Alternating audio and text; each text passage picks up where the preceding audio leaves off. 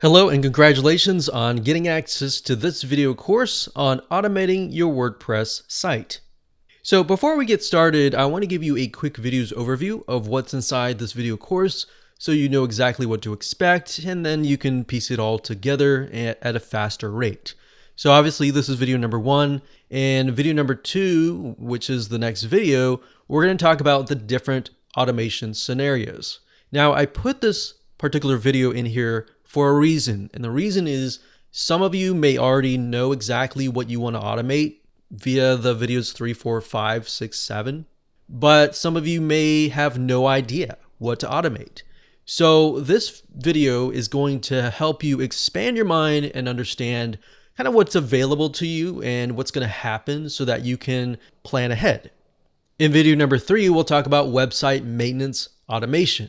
What this includes are things like updating themes, updating plugins, doing backups, doing just the things that you can automate, but if you were not to automate it, it would just take up a lot of time. Video number 4, we'll talk about content marketing automation. So in other words, once you have created your content, say for example, your articles, your videos, your audios, once you created that content, how do you go about publishing it and scheduling it to be posted in the future? And when it comes to content creation, it can become very tedious. More so, posting it to viewers can take up a lot of time as well. Video number 5, we'll talk about social media automation.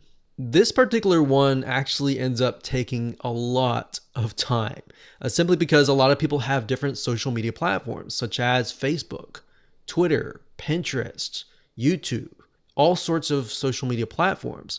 So how do you automate it so that when you, let's say, go through video 4 and you post the content automatically schedules?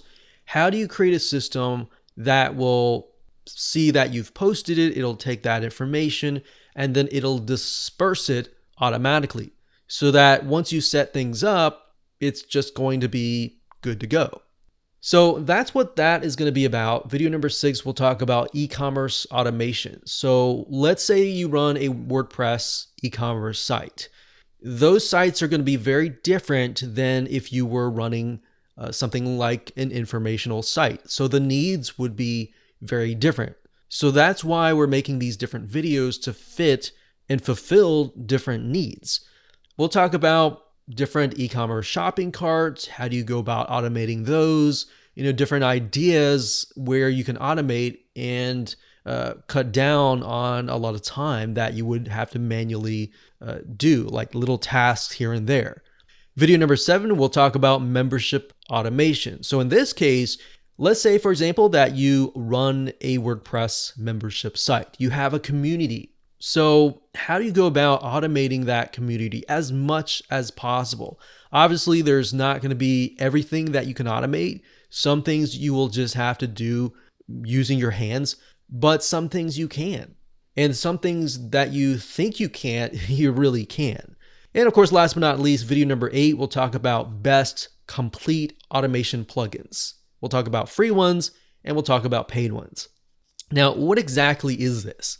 Well, when you look at different parts of these videos, these entail different WordPress plugins. A lot of times just individual plugins that relate to each of these. Now, when we're talking about complete automation, these plugins will allow you to have different parts of your website communicate with each other. So in other words, you're kind of creating a bridge between all of those other plugins.